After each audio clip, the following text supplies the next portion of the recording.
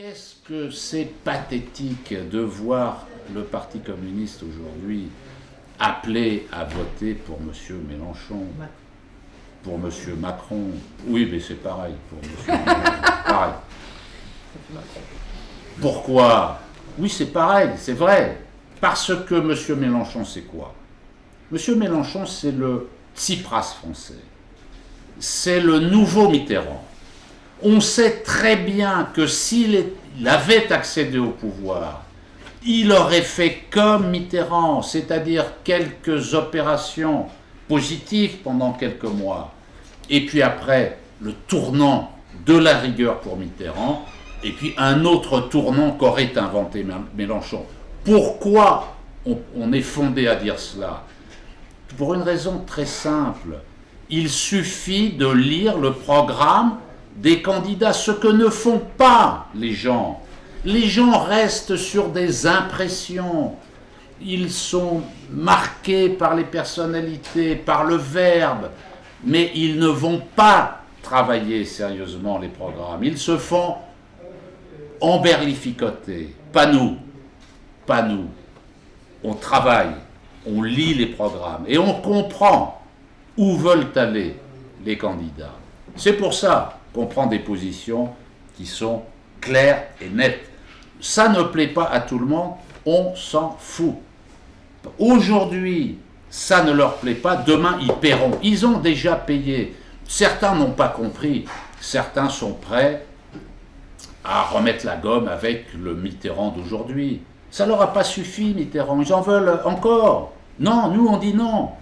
On nous dit, oui, il faut s'allier. Mais s'allier, pourquoi faire? Avec qui? Non, on ne voit pas ce que l'on peut faire.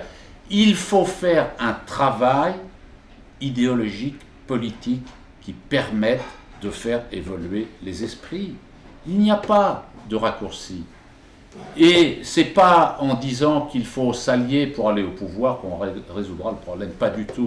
Pour aller au pouvoir, il faut qu'il y ait une majorité de citoyens conscients de ce qu'il faut faire au pouvoir. Parce que sinon, c'est la compromission, c'est l'échec. Alors, je disais, pathétique pour le Parti communiste d'appeler à voter Macron. Parce que Macron-Le Pen, c'est les deux faces de la même médaille. Vous avez sur une face la créature, le Front National, et de l'autre côté, vous avez le créateur de la créature. Alors que faut-il faire? Il vaut mieux voter pour la créature ou voter pour le créateur de la créature? Mais ça revient au même, parce qu'au bout d'un moment, si vous avez éliminé la créature et que vous votez pour le créateur, mais le créateur, il va continuer son boulot et il va recréer la créature ou une autre créature. Donc il faut arrêter. Et comment on arrête? On arrête en sortant du jeu. C'est pour ça que nous disons carton rouge.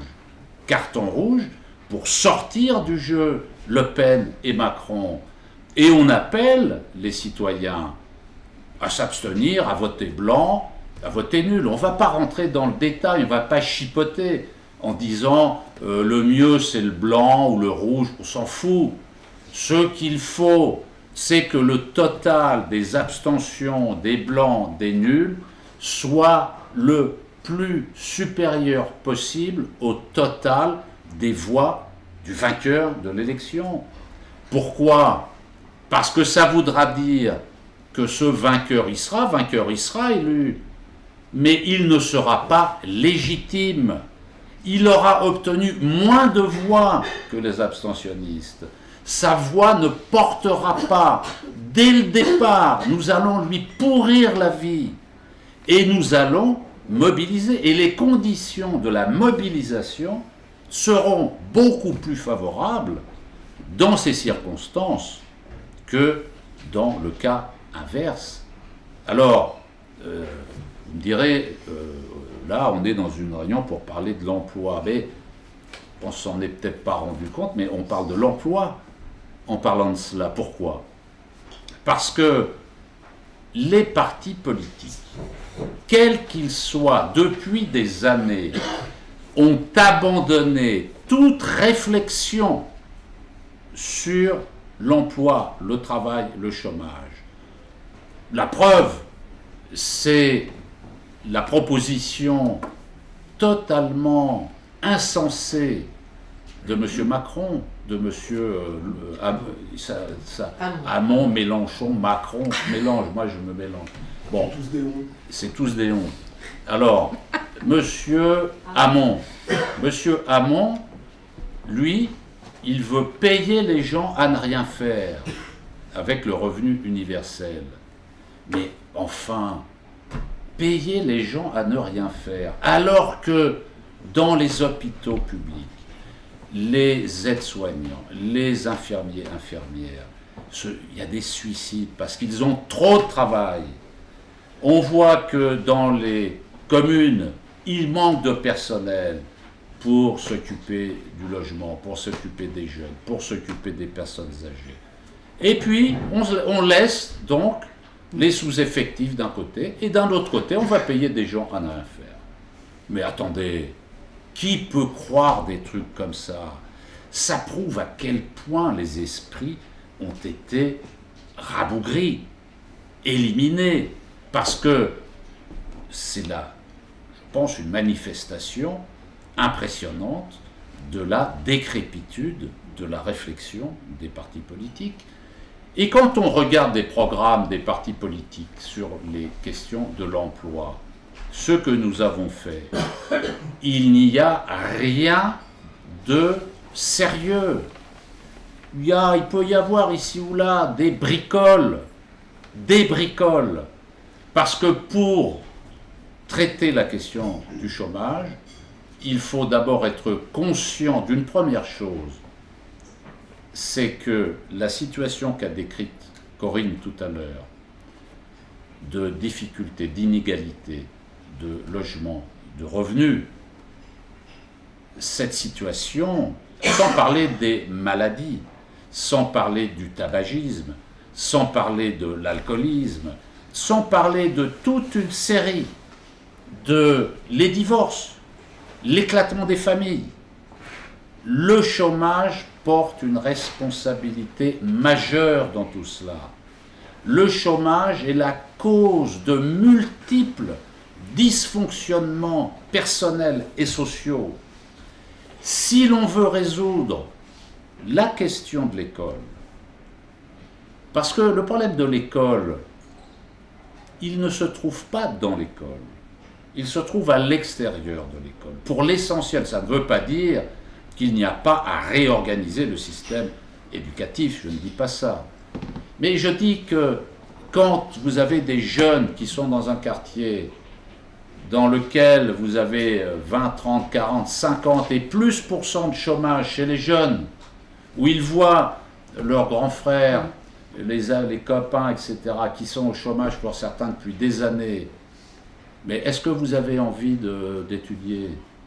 Vous dites que quoi qu'il advienne, parce qu'il y a aussi des diplômés qui n'ont pas de travail, quoi qu'il advienne, j'aurai pas de boulot, donc à quoi bon?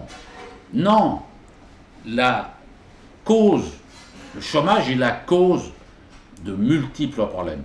La délinquance, le djihadisme. Pourquoi? Moi, je suis de Seine-Saint-Denis, issu de Seine-Saint-Denis.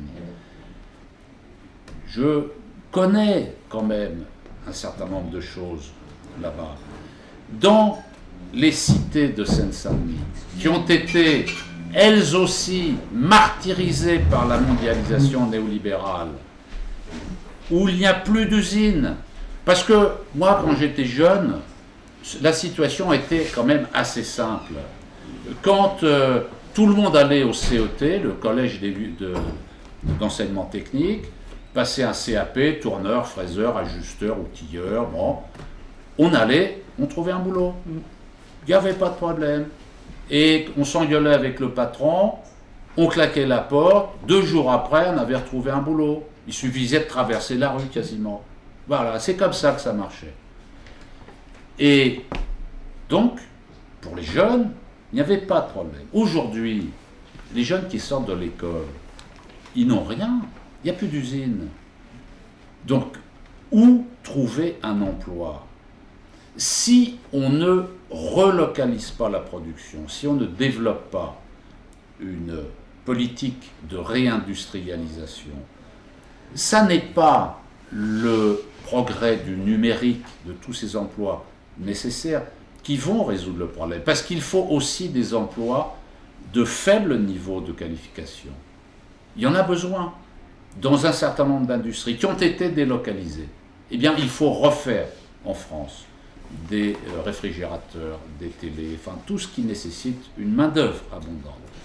Alors, donc, cette situation des partis politiques les a conduits à exercer le pouvoir et à mener les mêmes politiques en termes d'emploi avec la situation que l'on connaît. Je disais le djihadisme un instant. Quel rapport entre le chômage et le djihadisme? Le rapport doit être évident. Parce que quand vous avez dans des cités, donc 30, 40, 50, 60% de chômage chez les jeunes, où vous avez une absence d'inscription dans l'histoire, c'est-à-dire avant, il y avait un mouvement ouvrier qui donnait une perspective historique, c'est-à-dire que, pour reprendre l'expression d'un philosophe allemand, pas Marx d'ailleurs, le temps allait quelque part. Le temps allait quelque part. C'est-à-dire, c'est quand même assez rassurant de savoir que le temps va quelque part, parce que on peut s'inscrire dans cette perspective. On est à un moment d'un processus historique dans lequel on retrouve d'autres personnes, on est associé à un collectif. Mais aujourd'hui, tout ça a disparu. L'effondrement, la disparition, la dislocation du monde communiste, tout ça est lié, ça a écrasé des millions de gens qui ne voient plus de perspective. C'est pour ça que les socialistes ont tout de suite compris qu'il fallait réinventer une perspective historique.